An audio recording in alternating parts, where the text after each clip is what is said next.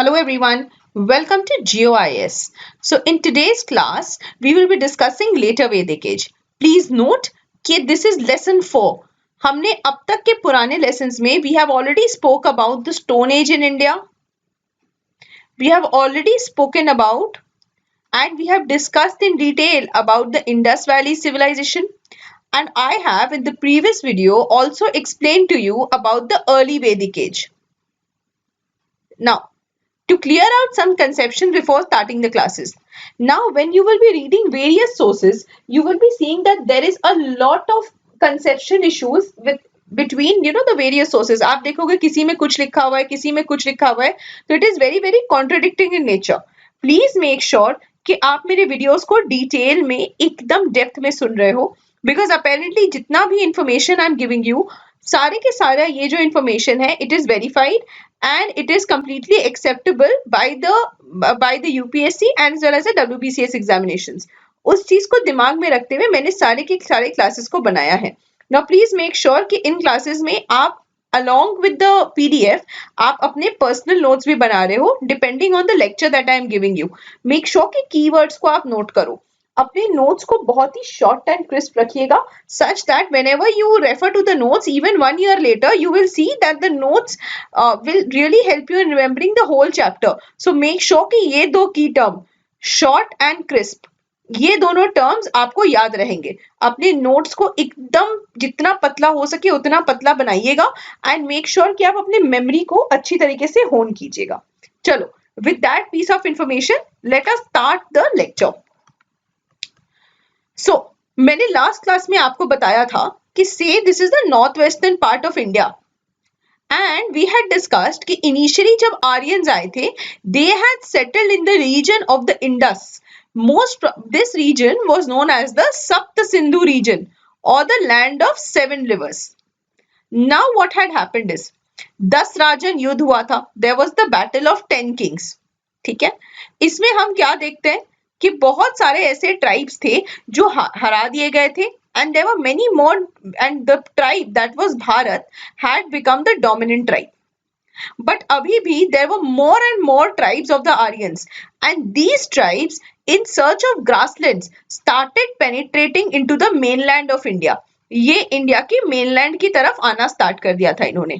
When these tribes reached the Ganga Yamuna area, ठीक है, जब ये गंगा यमुना एरिया पहुंचे they found the area of the Doab. अब ये जो दोआब एरिया है is a very fertile land. अब इस फर्टिलिटी की वजह से Aryans were very impressed and they started settling in this region. जब Aryans when the Aryans settled in the Ganga Yamuna area and they discovered this land to be very fertile, we see that the later Vedic age had started. The later Vedic age had started. ये जो as है ये करीबन 1000 BC में start होता है और 400 साल चलते हुए 600 BC में आकर खत्म हो जाता है. So again let us read what has been given. The Aryans moved further east in the upper Gangetic basin in the later Vedic age. They succeeded in the second phase of their expansion.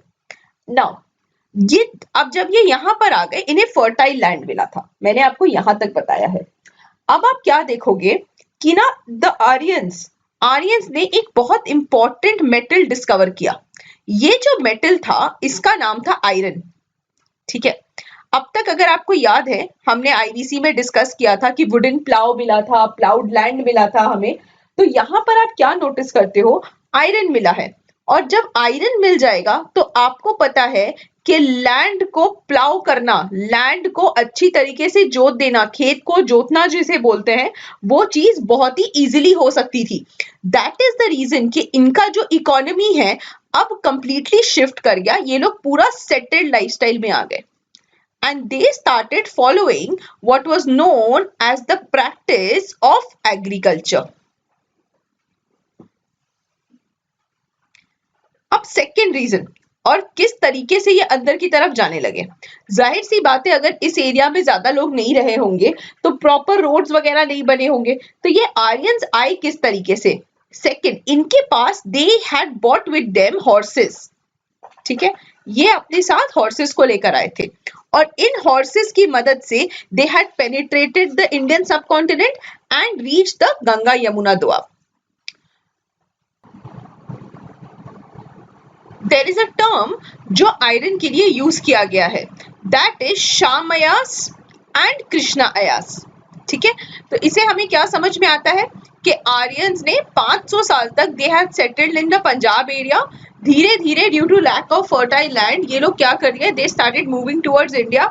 यहाँ पर Ganga Yamuna area में आके दे realise कि वो पानी की जमीन कितना ज्यादा फर्टाइल है and they discovered what was known as iron, जिसकी वजह से agriculture became very simple and these places did what these people started doing agriculture in this area.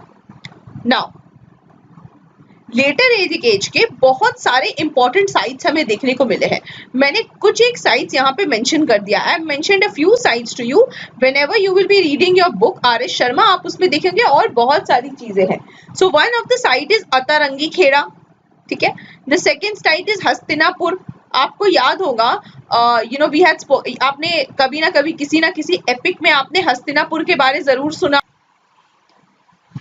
तो ये हस्तिनापुर जो था that was the capital of the Kauravas, जिन्हें हम आपको नॉर्मली वैदिक टेक्स्ट में कुरुस के नाम से जाने जाते हैं. फिर अहिछात्र में you will find many remains in Noh and Nuh, जो हरियाणा के एरिया में है. मतलब बहुत सारे प्रोनाउंसिएशन है, तो नो एंड नू, नो या नू इस टाइप के नाम के साथ you will find many archaeological sources. बहुत सारे ऐसे रिमेन्स यहाँ पे मिले हैं. तो किस टाइप के रिमेन्स मिले हैं, सबसे पहले जब एक्सकवेशन हुआ था तो बहुत सारे अर्दन यानी मिट्टी के बोल्स मिले थे. बहुत सारे PGW यानी पेंटेड ग्रेवेयर ऐसे करके पॉटरी मिला था. Black over red ware BRW ये सारी चीजें यहाँ पे मिली थी. Black slipped ware, red ware, इस टाइप की बहुत सारी चीजें यहाँ पे मिली थी. तो ये जो सोर्सेज थे they gave us proper evidence of pottery in these areas. PGW का नाम आप ले लो, पेंटेड ग्रे वेयर. फिर आप ले लो BRW, black over red where. फिर आप ले लो स्लिप्ड रेड वेयर. ठीक है, स्लिप्ड रेड वेयर. और फिर नॉर्मली रेड वेयर भी यहाँ पे मिला है. मतलब रेड कलर के potteries they had coloured their things in red. इन टाइप की चीजें आपको यहाँ पर दिखती हैं. अब देखिए, अब आप बोलेंगे इसके अलावा क्या सोर्स था मैम, हमें कैसे पता. आप अभी इनके पॉलिटिकल स्ट्रक्चर के बारे में बताओगे, आप इनके एडमिनिस्ट्रेटिव स्ट्रक्चर के बारे में बताओगे, तो किस तरह से हम समझेंगे कि ये सारे स्ट्रक्चर सही थे. हमने ना यू रिमेम्बर लास्ट क्लास में we had spoken about the Rigveda and मैंने आपको बोला था कि करीबन इसमें 1000 हिम्स लिखे गए हैं in favour of 33 gods and goddesses. Later Vedic age में बाकी 3 संहिताएं लिखी गई थी, यानी कि बाकी के जो 3 वेद हैं वो लिखी गई थी लेटर वैदिक एज में. इनमें से सबसे पहले लिखा गया था यजुर्वेद. जिसमें बेसिकली बोला जाता था कि किस तरह से आप लोग सैक्रिफाइस कर सकते हो, किस तरह से यज्ञ हो सकता है. उसके बाद हमने बात किया था सामवेद. उसके बाद बनी सामवेद, जिसमें बहुत सारे सॉन्ग्स हैं, हिम्स हैं, इंडियन म्यूजिक के जो वर्ड्स है सारे गामा पा, all these words have been derived from the Samaveda. फिर आता है अथर्ववेद. आप जब अथर्ववेद के बारे जानते हो, ये हमें स्पेल्स एंड चार्म्स के बारे बताता है. There is another word जो इन सारे वेदों के साथ बेसिकली अटैच्ड है. इसका मतलब है कि इस वेद का यूज क्या क्या रहा है, what has been the use of these Veds. और इस टर्म को हम कहते हैं उपवेद. यूज ऑफ द वेद, जिसे हम वर्ड देते हैं उपवेद. तो उपवेद हमें अलॉन्ग विथ यूजेस हमें ये भी बताता है कि किस तरह से ये जो नॉलेज मिलता है हमें सारे वेद से, इसे हम किस तरह से अप्लाई कर सकते हैं, किस तरीके से ये हमारा आगे टेक्निकल चीजों में काम दे सकता है. अगर आप ऋग्वेद की बात करो, ऋग्वेद का उपवेद इज आयुर्वेद. जो medicine, study of medicine, Rigveda की बहुत सारी चीजों से ना हमने अपने आयुर्वेद का जो नॉलेज है वो हमने निकाला है. फिर आप अगर बात करते हो यजुर्वेद की, इसका उपवेद जो रहता है यजुर्वेद, मैंने आपको देखो किस चीज पे काम आता है, सैक्रिफाइसेस पे काम आता है. यस, यजुर्वेद जो रहता है ये आपके सैक्रिफाइसेस पे काम आता है. यजुर्वेद जो है वो हमें सिखाता है धनुर्वेद. ठीक है, धनुर्वेद. अच्छा, आपको धनुर का मतलब समझ में आ रहा होगा। धनुर का मतलब है bow and arrow. So use of bow and arrow, किस तरह से बो एंड एरो से एम किया जाता है, किस तरह से प्रॉपर बोस बनाए जाते हैं, किस तरह से प्रॉपर एरोज बनाए जाते हैं, किस तरह से आप इसे बैटलफील्ड में यूज कर सकते हो, ये सारी चीजें यजुर्वेद में बताई गई हैं। फिर आप आते हो सामवेद में। सामवेद का जो उपवेद है दैट इज गंधर्व वेद,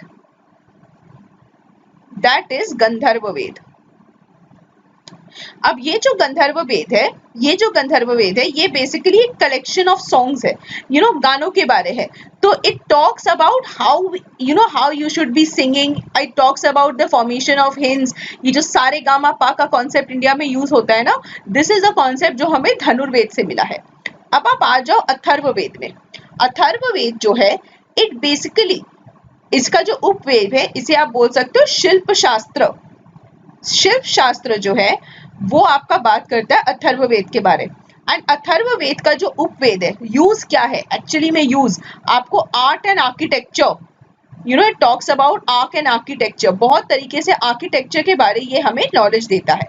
सो इन चारों बुक्स के बारे याद करना हमें बहुत जरूरी है। देखो एक्चुअली बहुत सारे बुक्स होते हैं। So there is Upanishad, there is Aranyakas, then there is a lot of other books which will talk about, but उसके लिए मैं एक सेपरेट वीडियो बनाऊंगी जिसमें you will be knowing about many ways. मगर यहाँ पे इन बुक्स का नाम मैंने इसलिए लिया था बिकॉज इनके रिलेटेड क्वेश्चंस आपको अक्सर आते हैं, तो मैंने एक बार इसे आपको अच्छे से बता दिया है। इसके बारे डिटेल्स में जितने भी लिटरेरी वर्क्स है जो हमें सारे वेद एंड एवरीथिंग के बारे बताते हैं, वो लिटरेरी वर्क्स में आपको एक सेपरेट लेसन मिल जाएगा। सो देखो you will be finding Brahmanas है। अब ब्राह्मणास जो बनते हैं वो वैदिक हिम्स, रिचुअल्स, फिलोसफीज के बारे बनाते हैं।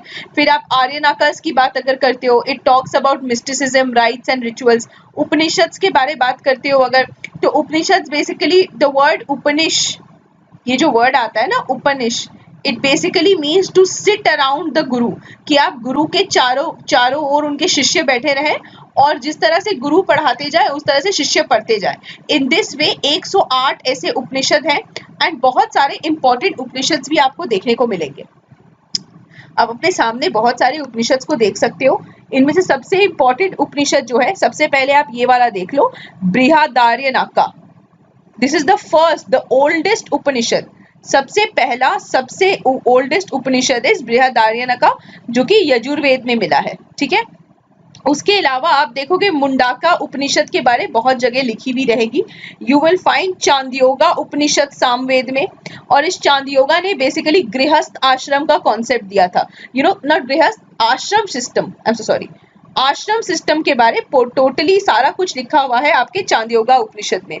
फिर आप देखोगे ऐत्रीय ब्राह्मण, ऐत्रीय उपनिषद है, ऋग्वेद में लिखा हुआ है, सबसे पुराना है। It is also very very important and you will get to see मतलब 108 है गाइस। तो इसमें से सबसे इंपॉर्टेंट जो मुझे लगता है Brihadaranyaka, Aitareya, Taittiriya and Chandogya. These are the 4 most common questions, जो सबसे कॉमन क्वेश्चंस आते हैं वो आपको इनमें से आते हैं। ठीक है, सो वर्ड उपनिषद का मतलब बेसिकली है कि आप गुरु के आसपास बैठकर पढ़ो एंड ये क्या करते हैं, एकदम डिटेल में वेदास को एक्सप्लेन करते हैं। वेदास में क्या होता है, वेद का क्या काम है, वो सारी चीजें ये यूज करते हैं। ठीक है, बहुत सारे सिंबॉलिक स्टोरीज भी है उपनिषद में जो हमें हेल्प करेगा हमारे नेचर को, हमारे भगवान को समझने के लिए। सारे के सारे स्टोरीज एक तरीके से ना कथा के माध्यम से लोगों को समझाया जाता था कि किस तरह से आपको वेद पढ़ना है। ठीक है,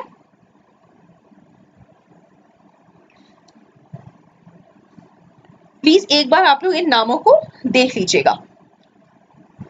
इसके अलावा आप क्या देखेंगे कि इस फेज में देयर वर 2 मेजर एपिक्स, 2 ऐसे एपिक्स थे जो लिखे गए थे, एपिक्स थे। One of them was Ramayana and one was which was written by Valmiki, और दूसरे का नाम था Mahabharata which was written by Vedvyas. ठीक है, तो 2 इंपॉर्टेंट एपिक्स इस टाइम पे लिखे गए थे, रामायण और मैंने ऋग्वेदिक टाइम में आपको बताया था कि बहुत सारे इंपॉर्टेंट ट्राइब्स थे। इनमें कुछ एक सबसे इंपॉर्टेंट ट्राइब था जिसका नाम था भारत। आई होप आप सबको ये वर्ड याद है। इसके अलावा अगर आपको याद है, मैंने आपको पुरुष के बारे भी बताया था, मैंने आपको कुरुस के बारे, तुर्वस के बारे भी बताया था। सो ये जो सारे इंपॉर्टेंट ट्राइब्स थे ऋग्वेदिक टाइम के, अब है ना ये कहीं ना कहीं खो गए थे, कहीं ना कहीं ऐसा हुआ था कि इनका पावर बहुत हद तक कम हो गया था। और अब आप क्या देखते हो कि बहुत सारे नए नए ट्राइब्स आ रहे हैं। इनमें से कुछ के नाम थे, जैसे आप समझ लो पंचाल का एक किंगडम था, कुछ पंचाल के लोग थे, कुछ ऐसे कुरु के थे, ठीक है, ठीक है, कुरु के कुछ ऐसे लोग थे। अब ये जो कुरु ट्राइब बना था वो बेसिकली भारत और पुरुष एक साथ जब हो गए थे, इनको मिलाकर एक इंपॉर्टेंट ट्राइब बना था जिसका नाम था कुरु। और कहीं ना कहीं ये जो ट्राइब्स जो इंडिविजुअल पहले रहते थे वो ट्राइब्स अब कम हो गए थे। इससे आप एक चीज नोटिस कर पाओगे, अगर आप अच्छे से नोटिस कर पाते हो तो ये चीज आप नोटिस करोगे कि पहले जो इंडिविजुअल ट्राइबल हेड्स थे, इंडिविजुअल ट्राइब्स थे, अब ये कहीं ना कहीं या तो कभी बैटल से या तो मैट्रिमोनियल अलायंसेस से या किसी भी रीजन से ये लोग एक हो जाते हैं और सेंट्रलाइजेशन बहुत हद तक बढ़ जाता है। देखो जाहिर सी बात है, अगर एक बड़ा एम्पायर बन जाएगा तो दो राजा तो नहीं रह सकते एक एम्पायर में, एक ही राजा होगा। तो इससे क्या होता है कि एक बड़ा एरिया एक सिंगल राजा के अंडर में आ जाता है। तो कहीं ना कहीं क्या करता है, this goes in for centralisation. इसका मतलब है कि सेंट्रलाइजेशन हो रहा है, ठीक है। एंड अल्टीमेटली हम क्या देखेंगे, कुरुज जो है वो पंचाल किंगडम के साथ उनकी वो लोग एक हो जाते हैं। और इसकी रीजन से यू विल सी कि पूरा जो दोआब एरिया है, पूरा का पूरा जो दोआब एरिया है वो कहीं ना कहीं अब कुरुज और पंचाल्स के अंडर में आ जाता है। तो जो डोमिनेंट ट्राइब हो जाते हैं दे बिकम कुरुज एंड पंचाल्स। एंड ये लोग बेसिकली सरस्वती एंड दिशावती नदियों के बीच में रहते हैं। समराइज से अगर आप समझना चाहेंगे तो इस वक्त में बहुत सारे जो पुराने ट्राइब्स थे, भरत का नाम ले लो, पुरु का नाम ले लो, तुर्वस का नाम ले लो, जो ऋग्वेदिक टाइम्स में बेसिकली बहुत इंपॉर्टेंट ट्राइब्स थे, इन्होंने अपना इंडिविजुअल इंपॉर्टेंस खो दिया था। इसीलिए अपने पावर को प्रिजर्व करने के लिए ये पावर्स अब एक हो चुके थे। तो भारत और पुरु ने मिलकर एक कुरु का ट्राइब बना दिया, ठीक है। इसके अलावा आप देखोगे कुछ इंडिविजुअल आर्यनिक ट्राइब्स थे जो थोड़ा और आगे बढ़ गए। इनमें से एक ट्राइब का नाम था पंचाल। लेटर ऑन आप क्या देखोगे, दो इंपॉर्टेंट जो ट्राइब्स है कुरु और पंचाल, ये लोग एक साथ एक हो जाते हैं। और सिंस ये एक हो जाते हैं, इनका जो एरिया ऑफ इन्फ्लुएंस है ये बहुत ही ज्यादा बड़ा हो जाता है। आप देखोगे कि ये जो एरिया है पूरा पूरा अपर एंड मिडिल दोआब, जो पूरा गंगा का दोआब, यमुना का दोआब, ये सारे दोआब को वो अच्छी तरीके से कवर कर देता है। इसके अलावा आप क्या देखोगे, बहुत सारे रिवर्स जो है वो इनके पास आ जाते हैं। So ultimately what you are saying is prosperity के वजह से, लैंड के वजह से अब बहुत सारे ट्राइब्स एक हो जा रहे हैं। तो अब जो इम्पोर्टेंट फैक्टर हो जाता है वो इनका इमर्ज करता है लैंड। अब इनके लिए एग्रीकल्चर इतना, इनके लिए इनका कैटल इतना इंपॉर्टेंट नहीं रहता है जितना इनके लिए इनका एग्रीकल्चर इंपॉर्टेंट रहता है। इनकी जमीन जितना ज्यादा इनके लिए इंपॉर्टेंट हो जाती है। मैंने लास्ट टाइम आपको, सबसे पहले मैं फैमिली के बारे में आपको बता देती हूँ किस तरह से सोशल स्ट्रक्चर था। मैंने लास्ट टाइम आपको बताया था अबाउट द कुल। कुल का मतलब क्या है, फैमिली। कुल के हेड का नाम था गृहपति। ये सारी चीजें आप लोगों को at the tip of your fingers होनी चाहिए। मैं फिर भी एक बार रिपीट कर रही हूँ, मेक श्योर आप अपने नोट्स को बना लेते हो। फैमिली के हेड का नाम था कुल, कुल का हेड का नाम था गृहपति, ठीक है। ये आप ऋग्वेदिक टाइम में भी देखोगे। फिर आप देखोगे बहुत सारे फैमिलीज मिलके they form what is known as a grama. ग्राम का मतलब होता है विलेज, और ग्राम के हेड का नाम होता है ग्रामीणी। उसके बाद आप क्या देखोगे, बहुत सारे विलेजेस साथ में मिलकर एक डिस्ट्रिक्ट फॉर्म करते हैं, जैसा मॉडर्न डे में भी होता है। इसे हम क्या कहते हैं, इसे हम कहते हैं वीसा। और वीसा का हेड होता है वीसापति। वीसा का हेड होता है वीसापति। वीसा के बाद अब जो हेड रहता है, वीसा के बाद जो एरिया बनता है उसे कहा जाता है जना, और जना का हेड होता है जनपति। उसके बाद एक ग्रुप ऑफ जना, बहुत सारे टाउन्स मिलकर एक सिटी फॉर्म करते हैं, सिटी सा स्ट्रक्चर फॉर्म करते हैं, जिन्हें हम कहते हैं जनपदा। जनपदा का हेड रहता है गोपा। और अब क्या होता है, बहुत सारे जनपदास मिलकर फॉर्म करते हैं एक बहुत बड़ा ऑर्गेनाइजेशन। ठीक है, एक बहुत बड़ा टेरिटोरियल स्ट्रक्चर जिसे महाजनपदा या राष्ट्र का नाम दे दिया जाता है। अब देखो, सारे जगहों के पहले, अगर आपको याद है, मैंने बोला था कि एक जनपदा के ऊपर यूजुअली गोपा या राजन रहा करता था। बट सिंस बहुत सारे किंगडम्स एक हो जा रहे हैं, तो जाहिर सी बात है हर जगह का तो एक राजा नहीं हो सकता। तो अब जो राजा बन रहा है वो महाजनपदा का राजा बनता है।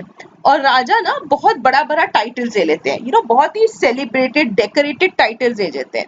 एग्जाम्पल ले लो, they take the title of raja Vishvarajan, मतलब सारे राजाओं का मैं राजा हूं। आप देखोगे वो टाइटल देते हैं अहिला भूपति, यानी कि पूरे पूरे दुनिया का मैं राजा हूं, मैं पूरे दुनिया का राजा हूं। इस तरह के डेकोरेटेड टाइटल्स ले लेते हैं। दे टेक टाइटल्स लाइक सम्राट, इकराट, विराट। आप अगर साउथ की तरफ चले जाओगे आपको ऐसा राजा भोज भी मिल जाएगा। यस, तो आप क्या नोटिस कर रहे हो कि पहले जो राजा रहा करता था वो इलेक्टेड हेड रहा करता था। यस, ये इलेक्शन कुछ दिनों तक लेटर वैदिक एज में भी चलती जा रही थी। और ये जो राजा है, अब इसने क्या किया है, अपने पोजीशन को बना दिया है हेरिडिटरी, अपने पोजीशन को हेरिडिटरी बना दिया है। मतलब अब इन्हें ज्यादा लोगों के वोट की जरूरत नहीं है। इसके वजह से आप क्या नोटिस करोगे, देखो पहले का जो राजा था वो रहता था elected. Yes, he used to be elected. उन्हें एडवाइस करने के लिए सभा भी रहती थी, उन्हें एडवाइस करने के लिए समिति भी रहती थी। लेटर वैदिक एज में क्या होता है, राजा रहता है, राजा रहता है। राजा क्या करता है, इस विलेज ऑफ एल्डर्स को, ये जो बूढ़े बुजुर्ग उन्हें परेशान करते हैं उन्हें वो टोटली हटा देता है। तो सभा का जो पावर है वो टोटली कम हो जाता है, टोटल तरीके से खत्म हो जाता है। समिति को वो रखता है, समिति से अक्सर वो एकदम प्रॉपर एक एडवाइजरी बॉडी बना देता है। एडवाइजरी बॉडी यानी कि पहले जैसे समिति राजा को टोटली हेल्प करती थी सारे डिसीजंस लेने में, समिति की मदद के बिना राजा कोई डिसीजन नहीं ले सकता था, ये चीज पूरी तरीके से खत्म हो चुका था। अब जो राजा था वो इंडिविजुअली कोई भी डिसीजन ले सकता था। समिति जो थी वो एक प्योरली एडवाइजरी बॉडी थी, मतलब सिर्फ एक फॉर्मेलिटी के लिए समिति को रखा जाता था। अदरवाइज राजा जो चाहता वो अपने मन में कर सकता था। इससे आप क्या देख रहे हो कि पहले जो एक तरह का डेमोक्रेसी हमारे इंडिया में रहता था वो डेमोक्रेसी कहीं ना कहीं खत्म हो चुका था। एंड लोग जो है वो अब चले जा रहे थे towards what is called as monarchy.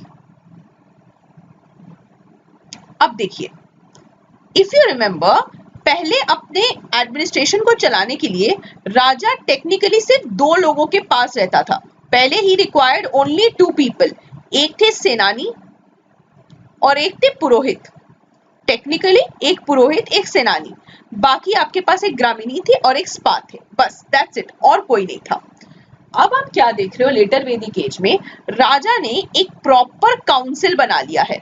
इन लोगों को वो रत्निन्स बोल रहे हैं, इन लोगों को वो रत्निन बोल रहे हैं। रत्निन मतलब ज्वेल्स, रत्निन का मतलब होता है ज्वेल, ठीक है, इन्हें वो रत्निन्स बना रहे हैं। और यहाँ पर जितने सारे लोग हैं उनके कुछ एक वर्ड्स के मैं मीनिंग आपको बता देती हूँ ताकि आपको ये चीजें याद रहे। सबसे पहले पुरोहित है, पुरोहित का मैंने आपको बता ही दिया है कि कहीं ना कहीं वो एक इम्पोर्टेंट मिनिस्टर यानी कि प्राइम मिनिस्टर या आप इन्हें चीफ मिनिस्टर का औहदा भी दे सकते हो। उसके बाद आते हैं सेनानी जिन्हें आप कमांडर इन चीफ बोलते हो। अब देखो, पहले के जो राजा थे ना, दे कुड हैव 4 मैरिजेस। ऐसे राजा थे वो 4 शादियां कर सकते थे, जिनके बारे में थोड़े देर में पढ़ेंगे। उनमें से एक रानी होती थी जो यूजुअली बहुत सारा डाउरी, जो सबसे ज्यादा डाउरी लेके आती थी, या तो फिर जो रानी सबसे इंपॉर्टेंट किंगडम से आई है, बहुत इंपॉर्टेंट किंगडम की वो रानी है, बहुत इंपॉर्टेंट किंगडम की वो प्रिंसेस रही है, तो एडमिनिस्ट्रेटिव मैटर्स में उनका सारा ओपिनियन लिया जाता था। This queen was known as the queen Mahishi, महिषी सबसे इंपॉर्टेंट रानी। फिर आ जाते हैं संगाहितारी। संगाहितारी का मतलब होता है द ट्रेजरर। जो संगाहितारी कौन थे, जो सारा का सारा ट्रेजरी का ख्याल रखते थे। फिर आते हैं भागादुगा। भागादुगा को आप ऐसे याद कर सकते हो, भाग भाग दौड़ करके टैक्स कलेक्ट करते थे, so he was the tax collector, ठीक है। Then you had the Palagala. Then you had the Palagala. पालागला जो थे वो मैसेंजर थे. अब चलिए आगे बढ़ते हैं. तो पॉलिटिकल स्ट्रक्चर में हमने एक फाइनल समराइजेशन करते हैं and let's move forward after this. So हमने सबसे पहले क्या देखा है? हमने सबसे पहले ये देखा है कि राजा ने अपना पोजीशन जो था वो हेरिडिटरी बना दिया था. राजा जो थे उन्हें किसी को भी अब कोई जवाब देने की जरूरत नहीं थी. पहले जिस तरह से राजा ऋग्वेदिक टाइम में ही used to be bound by the sabha and samiti, अब वो प्रॉब्लम नहीं रही है. अब राजा को ना सभा को जवाब देने की जरूरत है, ना राजा को समिति की जवाब देने की जरूरत है, और इन दोनों का पावर जो है वो पूरी तरह से खत्म हो गया है. राजा ने अपने पोजीशन को अब क्या किया है? हेरिडिटरी बना लिया है. और अपने पावर को प्रोपोगेट करने के लिए राजा पहले जो सैक्रिफाइसेस थे, अश्वमेघ सैक्रिफाइस, आप बात करो वाजपेय सैक्रिफाइस के बारे, आप बात करो राजसूया सैक्रिफाइस, अश्वमेघ, वजपेय, जो भी सैक्रिफाइसेस है, सारे के सारे सैक्रिफाइस अब राजा प्रॉपर तरीके से करते हैं अपना दबदबा फैलाने के लिए. पहले जो बैटल्स हुआ करते थे कैटल के वजह से, अब वो बैटल्स होते थे सिर्फ एक important commodity, that was for land. ठीक है. राजा क्या करता था? अब जो सोसाइटी था वो पूरी तरीके से एक डेमोक्रेसी से शिफ्ट होके एक मोनार्की में चला गया था. नाउ नेक्स्ट पॉइंट जो आपको याद रखना है, राजा के जो काउंसिल में जैसे पहले सिर्फ 2 मिनिस्टर्स हुआ करते थे, अब राजा के काउंसिल में 8 मिनिस्टर्स थे, 8 इंपॉर्टेंट मिनिस्टर्स थे. So that was Purohita, Senani, Mahishi, Sangrahitri, Bhagadugha, Yuvraja, and these people were also known as Ratnins, यानी कि जूअल्स. ठीक है. राजा ने अपने आप के लिए बहुत बड़े बड़े टाइटल्स देना स्टार्ट कर दिया. He started taking titles like raja Vishvarajan, Ahila Bhuvapati, Ekrat, Samrat, Virat, भोज, इस टाइप के टाइटल्स कि मैं ही रूलर हूँ, मेरे अलावा कोई महान रूलर नहीं है. तो इस टाइप का प्रोफेसिंग टाइप की चीजों को राजा ने करना स्टार्ट कर दिया. अब देखिए, इसके बाद चलिए हम लोग पढ़ते हैं इस वक्त के सोशल स्ट्रक्चर के बारे. ऋग्वेदिक टाइम में क्या था? ऋग्वेदिक टाइम में अगर आपको याद है, मैंने आपको बताया था कि अर्ली वैदिक टाइम में सोसाइटी 3 पार्ट्स में बटी हुई थी. एक पार्ट था प्रीस्ट का, एक पार्ट था सोल्जर्स का, और एक पार्ट था नॉर्मल पीपल, यानी कि आम जनता. ठीक है, आम जनता. मैं एजे करके से लिख दे रही हूँ. और फिर आप देखोगे towards the end of the later Vedic period, जब 10वां मंडला ऐड हो गया, ऋग्वेदिक का 10वां मंडला ऐड हो गया, पुरुष सूक्ता हिम, हमने क्या देखा? पुरुष सूक्ता हिम में बोला गया कि भाई अब जो सोसाइटी है वो 3 डिविजन्स की नहीं है, वो जो डिवीजन है ये आप देखेंगे कि 4 लोगों का डिवीजन है. एक है प्रीस्ट, जिसे हम ब्राह्मण भी कहते हैं. ठीक है. एक आप देखोगे सोल्जर्स, जिन्हें हम क्षत्रिय कहते हैं. एक है वैश्य. ठीक है. एक है जो ट्रेडर है, जो ट्रेडर्स ट्रेडिंग का काम करते हैं, उन्हें हम वैश्य कहते हैं. और एक क्लास है जो इन लोगों को सर्व करने के लिए पैदा हो, एक सर्वेंट क्लास है जिसे हम शूद्र कहते हैं. ये पार्ट हमने लास्ट क्लास में डिस्कस किया था. अब देखिए, पहले आपको अगर याद है, ऋग्वेदिक सोसाइटी में आपको जो भी कास्ट मिल रहा है वो कास्ट ना ऊंचा ना नीचा माना जाता था. All the castes were based on what is called the occupation, यानी आप क्या काम करते हो. ऐसा भी हो सकता था कि एक फादर जो है वो डॉक्टर है, उसका बेटा जो है वो खेतों में काम करता है. यहाँ पे आप ये भी देखोगे कि उस आदमी की जो पत्नी है वो एक दूसरा काम करती है, और हर इंडिविजुअल को अपने काम के हिसाब से उनके कास्ट में एलोकेट किया जाता था. लेटर वैदिक एज के वक्त पे आप क्या देखोगे कि लोगों का जो कास्ट है वो बना गया था हेरिडिटरी. अब इससे कोई फर्क नहीं पड़ता है कि आप कितना पढ़ाई कर रहे हो, इससे कोई फर्क नहीं पड़ता आप क्या काम कर रहे हो. अगर आपके पापा ब्राह्मण है तो उनका बेटा भी ब्राह्मण ही होगा, इररिलेवेंट ऑफ द फैक्ट कि उनका बेटा पढ़ा लिखा है या नहीं. अगर कोई शूद्र है और उसका बेटा किसी भी चांद से बहुत ज्यादा पढ़ चुका हो, तो उसके बेटे को फोर्स किया जाता था कि तुम भी शूद्र ही हो, तुम अभी भी छोटे ही जात के हो, एंड तुम्हें अभी भी हमारा सारा गंदा काम आपको करना है. और इस रीजन की वजह से आप क्या देखोगे कि ब्राह्मण्स और क्षत्रियस जो थे वो लोग सोसाइटी में एक हायर पोजीशन को ऑक्यूपाई करते थे. ठीक है। अब क्या हुआ था, अब इन्होंने बोला कि सर हमारे तो बहुत सारे कास्ट है, ऑक्यूपेशन जो था वो भी बहुत ज्यादा डाइवर्सिफाई हो गया था, है ना। ऐसा जरूरी नहीं है कि इंसान सिर्फ सोल्जर हो, किस कोई ट्रेडर ही हो, कभी कभी ऐसा भी होता था कि कुछ लोग मैन्युफैक्चरिंग करते थे, तो उनके लिए उनके बेसिस पे इन्होंने क्या किया, सबकास्ट भी बना दिए, तो कास्ट भी बन गए, सबकास्ट भी बन गए।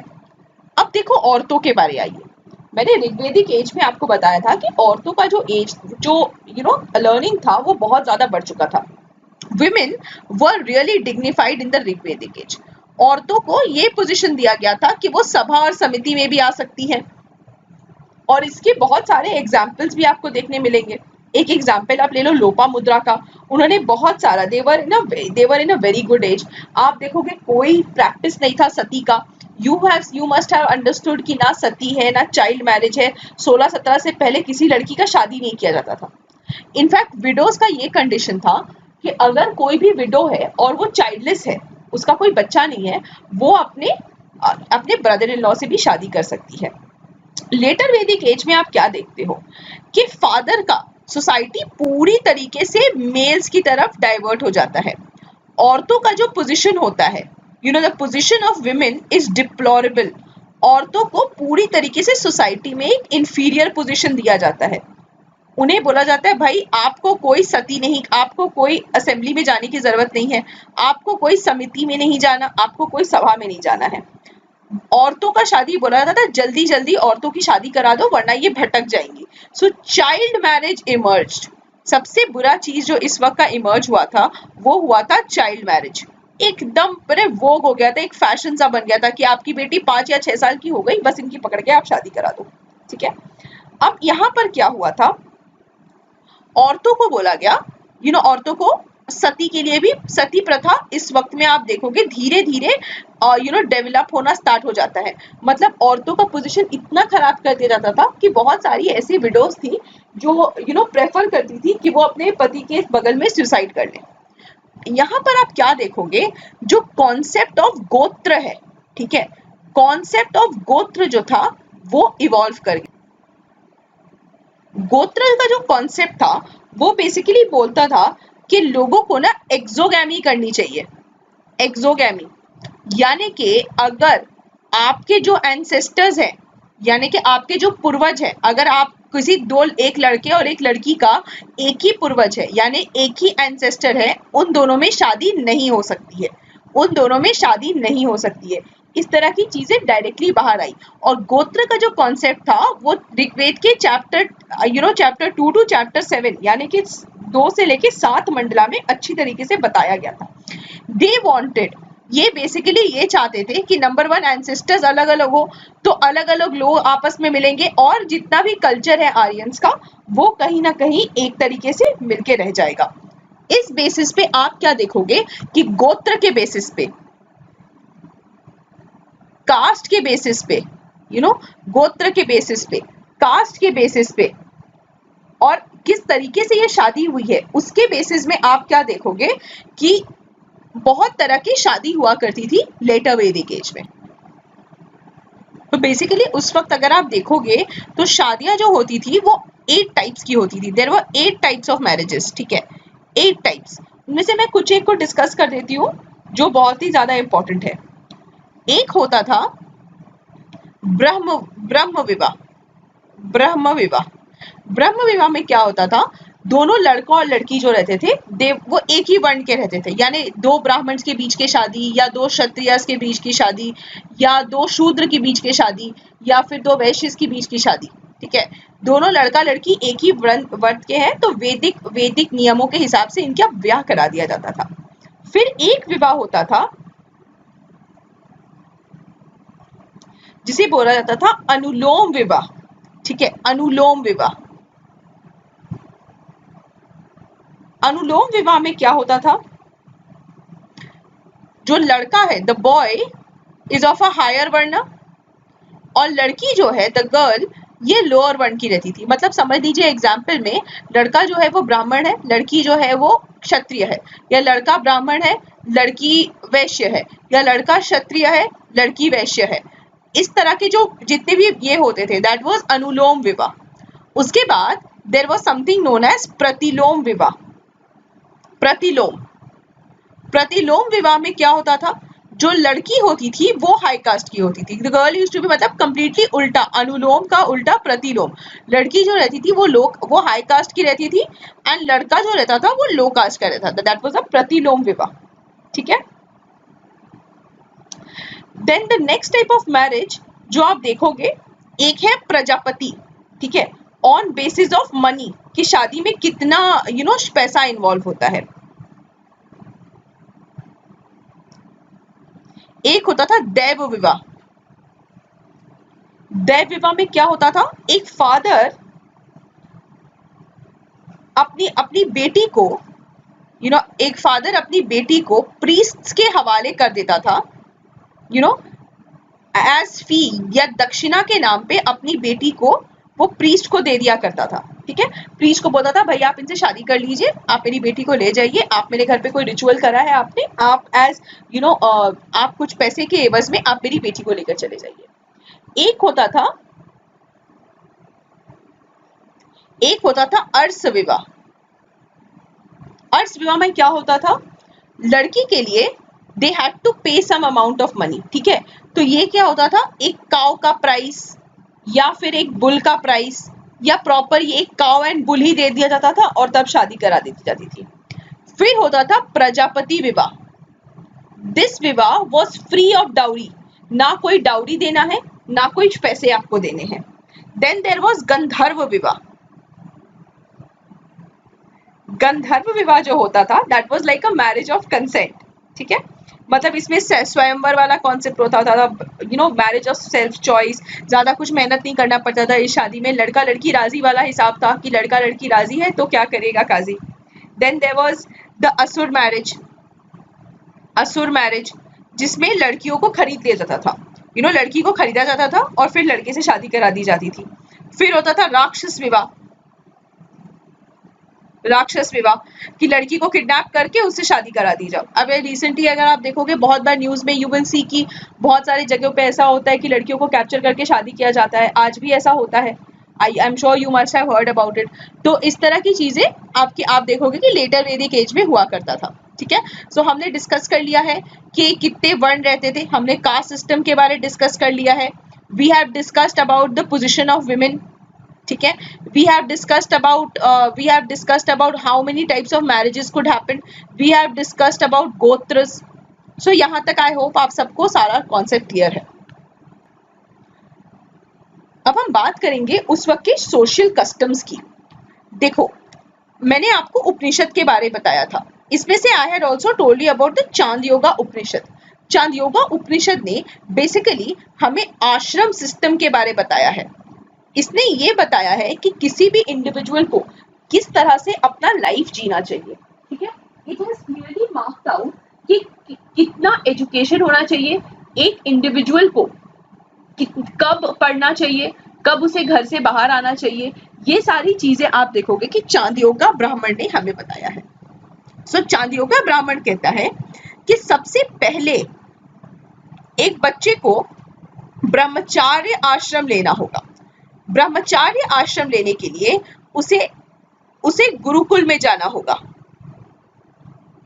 गुरुकुल में जाकर वो अपने गुरु के साथ कुछ सालों तक रहकर वो पढ़ाई लिखाई करेगा। तो जब वो अंदर घुसेगा, जब वो गुरुकुल में जाएगा, ऑन एंट्री इस सेरेमनी का नाम था उपायन ceremony.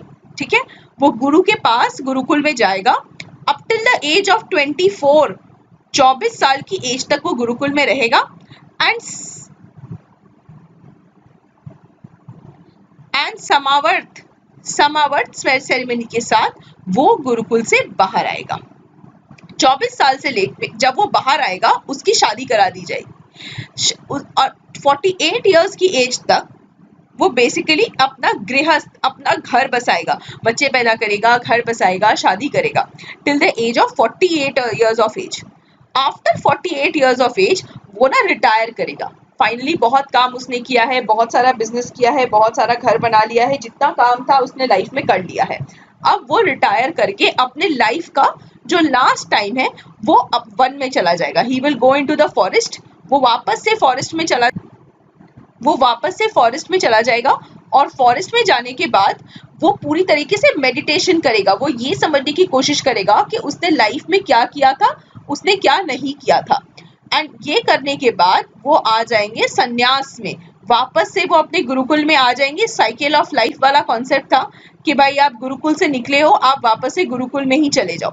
This kind of thing was told in the Chandogya Upanishad, जो हमें आश्रम सिस्टम के बारे में बताता है। फिर से समराइज कर लीजिए, आश्रम सिस्टम हमें क्या कहता है। सबसे पहले आप ब्रह्मचार्य आश्रम जाओगे, 24 साल की उम्र तक आप जाओगे।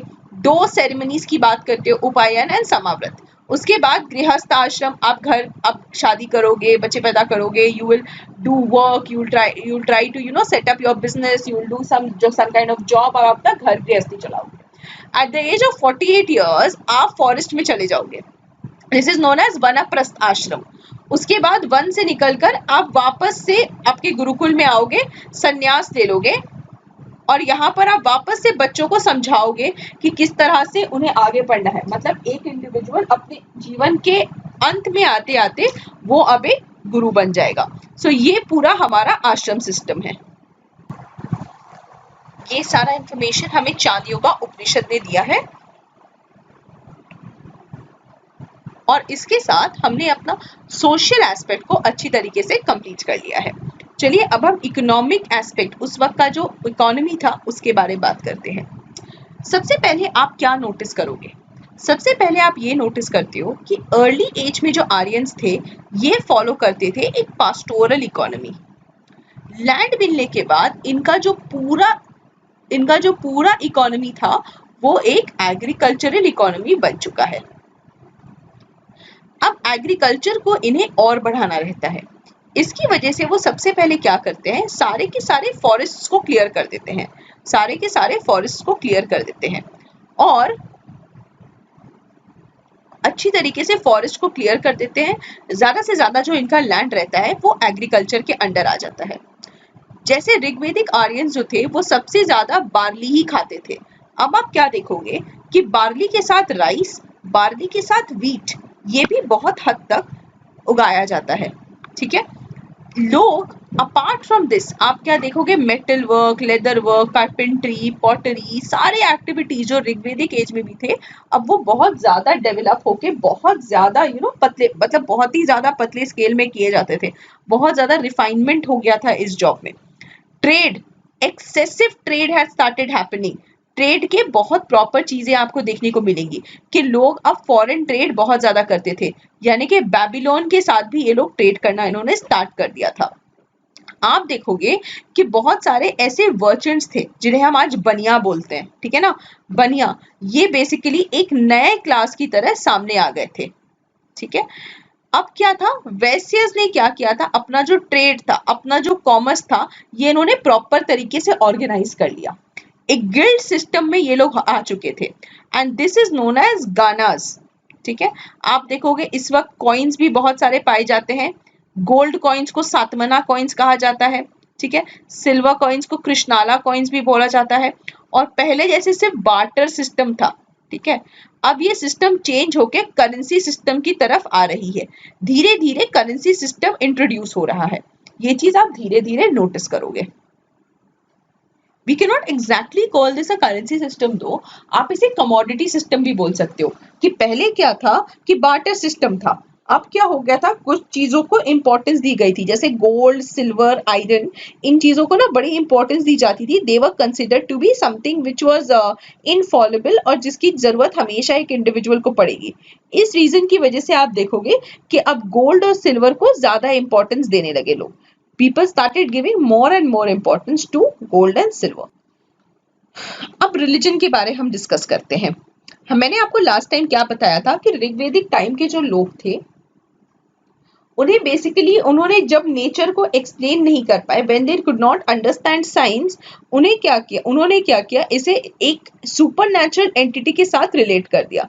उन्होंने सिंपली एक ही चीज किया कि उन्होंने अपने सारे एक्टिविटीज को एक सुपर नेचुरल एंटिटी के साथ रिलेट करके बताना स्टार्ट कर दिया। तो आप क्या देखते हो कि जो पुराने भगवान थे, इफ यू रिमेंबर, इंद्र भगवान, अग्नि भगवान, इनका इंपॉर्टेंस ना कहीं खत्म हो गया। and people came forward with what was known as the Trinity God complex. Trinity God, त्रिमूर्ति भगवान, ठीक है, ट्रिनिटी गॉड कॉम्प्लेक्स। अब इसमें क्या थे, ब्रह्मा विष्णु महेश, जो हम बोलते हैं ना प्रजापति, विष्णु एंड रुद्र। पहले जो वरुण भगवान का स्थान था वो दे दिया गया विष्णु भगवान को, ठीक है। प्रजापति बन गए क्रिएटर गॉड, विष्णु जी बन गए प्रोटेक्टर गॉड, और रुद्र भगवान बन गए डिस्ट्रॉयर गॉड, ठीक है। इस तरह से आप क्या देखोगे कि अब 3 भगवानों को बहुत ज्यादा इंपॉर्टेंस दे दिया गया। तो पहले जो हमारा ऋग्वेद हमें बोलता था कि आप मोनोथियज्म फॉलो करो, इस कॉन्सेप्ट को पूरी तरीके से रेप्यूडिएट किया जाता है। ये बोला जाता है कि मनुष्य को इन 3 भगवान के अधीन रहकर ही काम करना है। So technically it is telling us to do what, go in for the concept of polytheism, yes, that there would be many more gods. अब आप आ जाओ सैक्रिफाइसेस पे। ऋग्वेद के टाइम पे अगर आपको याद है तो बहुत ज्यादा एलैबोरेट सैक्रिफाइसेस नहीं हुआ करती थी। हमने सिर्फ राजा के सेरेमनीज के टाइम पे सुना था कि राजा के सेरेमनी के टाइम पे थोड़ा बहुत सैक्रिफाइसेस होता है, लेकिन जितनी भी चीजें उस वक्त की जाती थी वो काफी सिंपल होती थी। लेकिन अब क्या हुआ था, ब्राह्मण्स ने ये चीज डिक्लेयर कर दिया था कि कोई भी अगर आपको पूजा करना है, आपको कोई किसी तरीके से भी आपको भगवान को खुश करना है, तो सबसे पहले तो वो चीज एक ब्राह्मण कर सकता है। आप अगर क्षत्रिय हो, आप अगर वैश्य हो, आप अगर वैश्य हो, आप शूद्र सुद्धा अलाउड ही नहीं था। मगर अगर आप वैश्य हो या अगर आप क्षत्रिय हो तो आपके घर पे पूजा सिर्फ एक ब्राह्मण कर सकते हैं। सो पहला चीज क्या हो गया कि ब्राह्मण सुप्रीमेसी मेंटेन होने लगा। ब्राह्मण्स बोलने लगे कि हम ही आपका पूजा कर सकते हैं, आप लोग खुद नहीं कर सकते, भगवान आपकी पूजा को एक्सेप्ट नहीं करेंगे। सबसे पहले हो गया ब्राह्मण सुप्रीमेसी। ब्राह्मण्स क्या करते थे, ब्राह्मण्स ये कहते थे कि रिचुअल्स जो है आपको बार बार रिचुअल करना पड़ेगा, और भगवान को मनाने के लिए आपको करना पड़ेगा सैक्रिफाइस, आपको चढ़ानी पड़ेगी बलि। You will have to do sacrifice. Sacrifice के बिना भगवान है ना आपकी बात सुनेंगे ही नहीं। तो सैक्रिफाइसेस बहुत ज्यादा हो गए, आप देखोगे बहुत ज्यादा हद तक सैक्रिफाइसेस हो गए। और ऋग्वेदिक टाइम में जो हिम्स एंड सॉन्ग्स थे भगवान के प्रेजेस में, उन चीजों का वैल्यू कम हो गया। पीपल स्टार्टेड सेइंग कि भाई हमें प्रॉपर रिचुअल्स करने होंगे, प्रॉपर सैक्रिफाइस करने पड़ेंगे। तो आप क्या देखोगे कि इन सैक्रिफाइसेस की वजह से इनडिस्क्रिमिनेट कैटल फेलिंग होता है, और towards the end of the later Vedic phase कहीं ना कहीं आप देखोगे एक तरह का रिएक्शन मिलता है, और इस रिएक्शन की वजह से आप देखोगे कि जैनिज्म और बुद्धिज्म फॉर्म हुआ है। चलिए अब हम क्या करते हैं, एक फाइनल कंपैरेटिव स्टडी कर लेते हैं बिटवीन द अर्ली वैदिक as and the later Vedic as. तो हमारा जो अर्ली वैदिक एज है, अगर आप नोटिस करो, हमारा जो अर्ली वैदिक एज है वो बेसिकली स्ट्रेच करता है from 1500 BC to 1000 BC। Later Vedic age जो है वो चलता है आपका 1000 BC से लेके 6000 BC तक, 600 BC तक। सेकेंड चीज जो हमें यहाँ पे मार्क करना रहेगा, वो हमें समझना रहेगा कि दोनों फेजेस में क्या क्या बुक्स लिखे गए थे। सो अर्ली वैदिक एज में आप देखोगे कि सिर्फ ऋग्वेद कंपाइल हुआ है। लेटर वैदिक एज में बाकी सारे के सारे बुक्स जो है, यानी कि आप समझ लो सामवेद के बारे बात करो, आप यजुर्वेद के बारे बात करो, you talk about the Atharvaveda, you talk about Ramayana, you talk about Mahabharata, ये सारी चीजें आपको मिलेंगी लेटर वैदिक एज में। अर्ली वैदिक एज में आप ये नोटिस करोगे कि जितने भी आर्यंस आए थे वो सारे के सारे पंजाब एरिया या सप्त सिंधु एरिया में पाए गए थे। लेटर वैदिक एज में आर्यंस जो है वो आकर गंगा यमुना दोआब की तरफ टोटली सेटल कर चुके थे। इनिशियली आप क्या देखोगे कि यहाँ पर आप क्या देखते हो कि सिर्फ जनपदा, फाइनल फॉर्मेशन जो होता है वो एक जनपदा का होता है। लेटर वैदिक एज में आप देखोगे राइज होता है, राइज ऑफ द महाजनपदास, किस तरह से लोग महाजनपदास फॉर्म करते हैं। यहाँ पर आप देखोगे कि लोग लैंड के लिए, सिर्फ कैटल नहीं, लोग आप लैंड के लिए लड़ते हैं। यहाँ पर जितनी भी बैटल्स होते हैं दे हैपन फॉर कैटल, ये लोग कैटल के लिए अक्सर लड़ा करते हैं। You will see in the early वैदिक एज कि राजा जो है वो कहीं ना कहीं एक इलेक्टेड किंग है, ठीक है, he is an elected king, और इनको गवर्न करने के लिए और इनको लिमिट करने के लिए सभा और समिति बना है। और ये जो स्ट्रक्चर है हमारे मॉडर्न डे स्ट्रक्चर से बहुत ज्यादा मिलता है। लेटर वैदिक एज में आप जब आते हो, द किंग बिकम सुप्रीम, राजा जो है वो बन जाता है सुप्रीम, सभा और समिति का पावर कंप्लीटली चला जाता है। अब इन्हें असिस्ट करने के लिए दो नहीं, इन्हें असिस्ट करने के लिए अब प्रॉपरली 8 लोगों का एक रत्निन कमिटी बनाया जाता है। पहले आप क्या देखते हो, अब आप आ जाओ सोशल पे, सोशली पे, अच्छा हाँ, अब आप पहले आप और एक चीज समझ लो, पहले राजा को वॉलंटरी गिफ्ट्स दिए जाते हैं, जितने गिफ्ट्स होते हैं वो, ये वर्ड बहुत इंपॉर्टेंट है, मार्क कर लीजिएगा, वॉलंटरी होते हैं। जब आप लेटर वैदिक एज में आते हो, आप देखते हो कि राजा अब टैक्सेशन, प्रॉपर टैक्सेशन पॉलिसीज लेकर आता है। तो ये जो बलि होता है वो बना जाता है मैंडेटरी, भाग, एक पार्ट, इन्हें एक पार्ट तो देना ही पड़ेगा। तो एक तरह का भाग एंड बलि, ये जो है ये बन जाते हैं मैंडेटरी। तो की वर्ड इन दोनों में क्या है, एक जगह आप देखोगे कि वॉलंटरी आप देते हो, एक जगह आप देखोगे कि आप प्रॉपरली देते हो, ठीक है। पहले का जो इकोनॉमी था, it was predominantly a pastoral economy. अब आप क्या देखोगे, इकोनॉमी पूरी तरह से कन्वर्ट होके एग्रीकल्चरल इकोनॉमी बन गई है, ठीक है। दोनों केसेस में आप क्या देखते हो कि सोसाइटी जो है वो एक पेट्रियार्कल सोसाइटी है, लेकिन औरतों का जो पोजीशन है वो ऋग्वेदिक एज में एकदम बेस्ट रहता है। Position of the woman is very very good in the Rigvedic society. लेकिन लेटर वैदिक सोसाइटी में आप क्या देखते हो कि औरत का जो एज है, औरत का जो इज्जत है वो बहुत हद तक कम हो जाता है।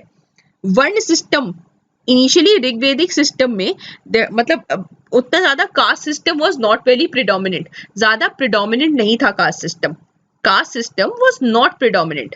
यहाँ पर जब आप आते हो, caste system becomes very very predominant, बहुत हद तक ब्राह्मण्स, शूद्रस, वैश्यस, सबको एकदम ऑन बेसिस ऑफ बर्थ उन्हें ना फोर्स किया जाता है, बर्थ के बेसिस पे, यानी कि आपके पापा मम्मी कहते हैं, ये सारे बेसिस पे आप देखते हो कि इस बेसिस पे किसी भी इंसान को उनका वर्ण दिया जाता है। सोशली बहुत हद तक ये डिवाइडेड रहती है।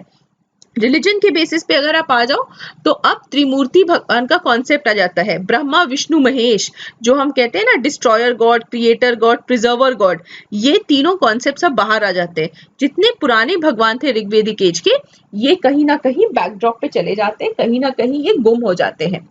और आप क्या देखोगे कि जिस तरह से ऋग्वेदिक टाइम में religion was very very simple, later Vedic time में आते आते religion became very very complex. भगवान को खुश करने का अकॉर्डिंग टू द ब्राह्मण्स एक ही तरीका था, अगर आप भगवान को खुश करना करते हो आप बलि चढ़ाओ। और इस बलि ये सब जो बलि का सिस्टम था, ये बेसिकली बहुत ही ज्यादा एक्सपेंसिव हो चुका था। दैट इज द रीजन कि लोग ना लेटर वैदिक एज में आते आते आप देखोगे कि जो जनता थी वो ब्राह्मण से बहुत हद तक परेशान हो चुकी थी, वो जनता जो थी वो ब्राह्मण से बहुत हद तक परेशान हो चुकी थी। एंड टुवर्ड्स द एंड आप क्या देखोगे, जब तक जब 1000 बीसी का 600 बीसी का टाइम आता है, आप देखते हो कि लोग जो है वो ब्राह्मण से बहुत ज्यादा परेशान हो जाएंगे। अब ये जो बुद्धिज्म एंड जैनिज्म वाला पार्ट है, ये हम नेक्स्ट लेक्चर में कवर करेंगे, डिटेल में आपको बताएंगे कि क्या क्या फीचर्स थे, कैसे इंटरकास्ट में लड़ाई हुआ करती थी, ये सारी चीजें हम नेक्स्ट क्लास में पूरी करेंगे। Thank you so much for watching the video guys. अगर आप लोगों को कभी भी कोई भी डाउट होता है, मेक श्योर कि आप वो डाउट्स हमें बताएं। Thank you for watching. Have a great day ahead. Bye bye.